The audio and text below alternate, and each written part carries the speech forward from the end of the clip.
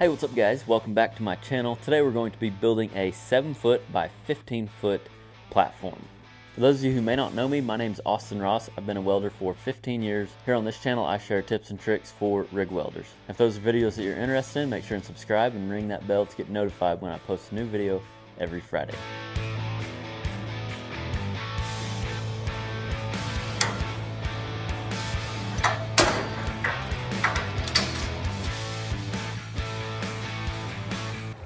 That didn't go quite as good as it was supposed to. Jared, a buddy of mine that helps me from time to time, he helped me build that 50 by 100, and we was busting some material and he pulled out 2 crescents. It works better if the band is tighter. The band on this stuff wasn't very tight, so it didn't work, but it didn't work that good, but it still worked. A lot of times I will use my torch, or I do have some actual snips to just cut the band.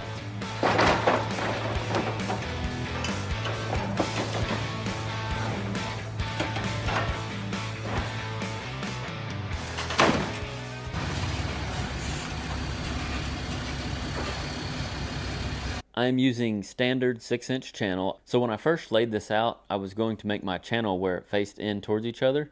That way it just looked smooth all the way on the outside, kind of like the staircase that I built. If you haven't seen those videos, there's a few videos of those. We'll put links in the description.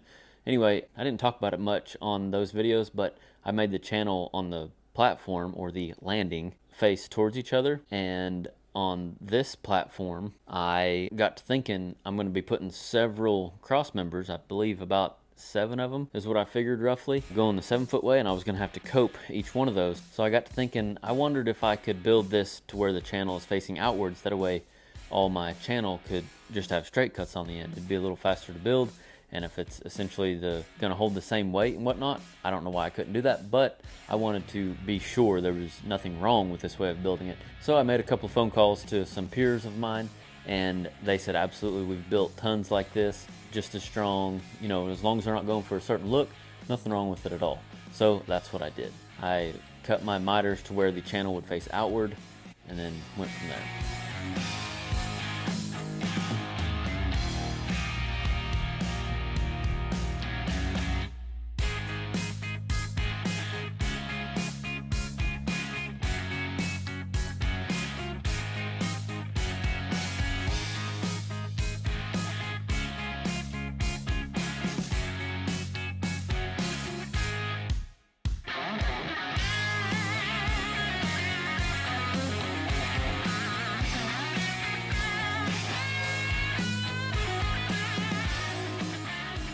So once I got my members mitered and whatnot and everything put into stands and leveled, I went ahead and pulled a cross measurement to make sure this thing was square. This is a common practice with building anything, when fabricating anything, is cross measuring. It's just your most accurate way to square anything, especially the bigger items that you are building. But I literally use it with anything, you know, 1 foot square or a 15 by 7-foot rectangle. I usually pull tape crossways just to check to make sure it's square. Now you can use a speed square or combination, framing square, whatever, to put in your corner while you're tacking it up, just to make sure it's close. But in the end, you'll want to pull a tape, because that's going to be your most accurate square measurement.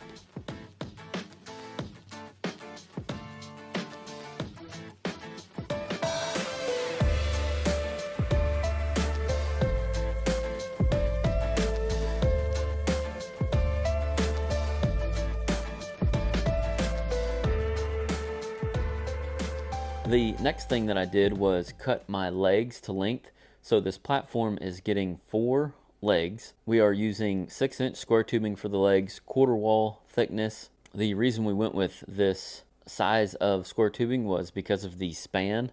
The span and the weight that this platform is going to be holding.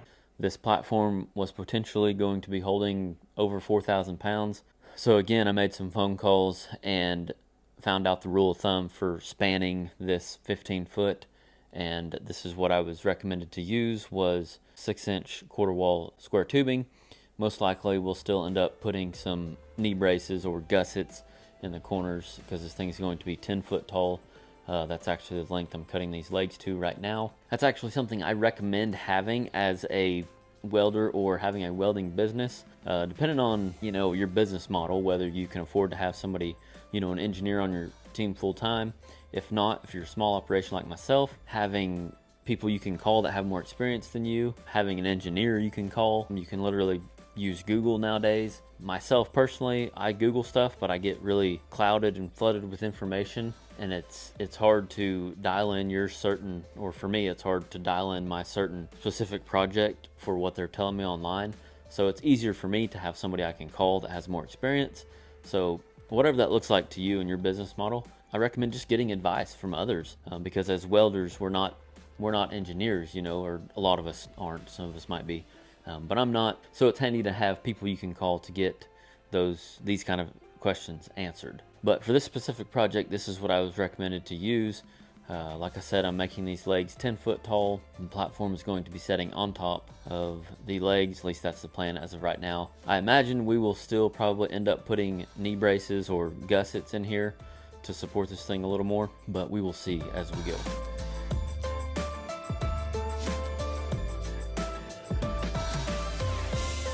Once I got all my legs cut to length and cleaned up, I went ahead and started cutting my cross members. This was fairly simple. I just took a measurement at the end. It's one thing I recommend if you are new to the welding industry and haven't fabbed very much. The ideal when cutting cross members like this is to measure at your end where your truest measurement is, and then make them all the same length. That way, in case your main runners have a bow in it or something, a bow either in or out, you want to make your cross members the exact measurement as your end one, or your end measurement, and then make your piece match that cross member, if that makes sense.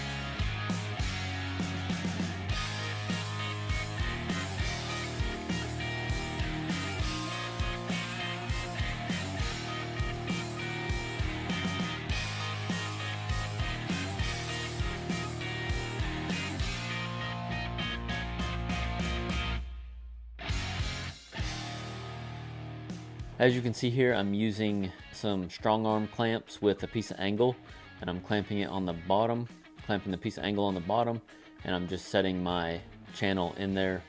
Worked out good. This is a trick, a tool, a way of doing something that I learned years ago when I worked at the fab shop right after high school, and it's super handy.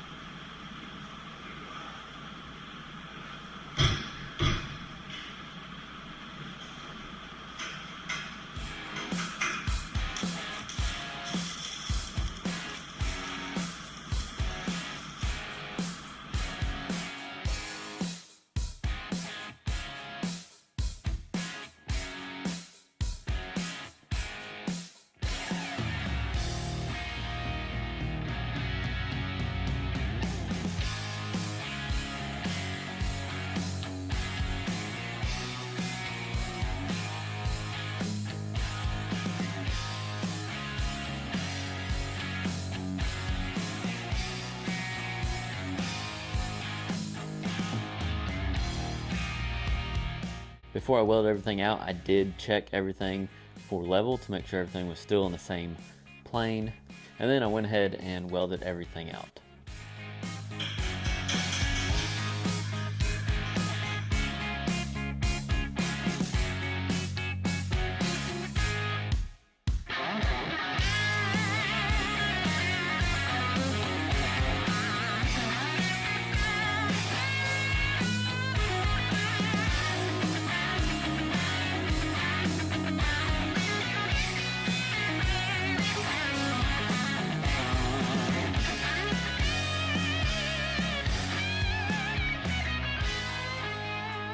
My advice for this week is if you're just not getting into the industry, I recommend getting to know people that have more experience than you in one way or another, or even people in the industry that maybe you're just starting, but getting friends and surrounding yourself with like-minded people and like I said, people with more experience than you. That way you can call and ask questions. We're all constantly learning. People that have been doing this stuff for 40 years obviously are full of knowledge, but people that have been doing it just 2 years longer than I have, or a year longer than you have, or whatever it looks like, people are always at different levels of experience with any industry. So it's just good to surround yourself and have friends that you can call. A good place to do that is the Welding Inner Circle. It has got more members in it than it ever has. It finally got some traction over the years. We believe it's ahead of its time. I love seeing people in there that are asking questions, that are hungry for knowledge and hungry to get going in their welding business. And even if you're experienced, I encourage you to join, because like I said, depending on where you're at in your career, you can learn from, I believe you can learn from people that are younger than you, that are just not getting into the industry. And obviously, I believe younger people or people that are new to the industry can learn from more experienced people. So no matter your experience level, the inner circle is for you. Even if you're not looking to do a welding business, if you're just looking to do hobby welding, I believe there's value in the inner circle. So I encourage you to go over there. There'll be a link in the description if you want to go check it out. Thank you guys for all your support. We just had a Crazy Day sale. If you didn't know about the Crazy Day sale, it's because you either didn't check your email or you're not on the email list. If you want to know about our future sales in the Welding store, get on the email list. They're on my website, arosswelding.com. So you are aware of any sales that we have in the upcoming months. If email is not your thing, you can also join the community text. I share information about the Welding store there also. Thank you all for joining me today. We'll see you next Friday. And remember, learn something every day.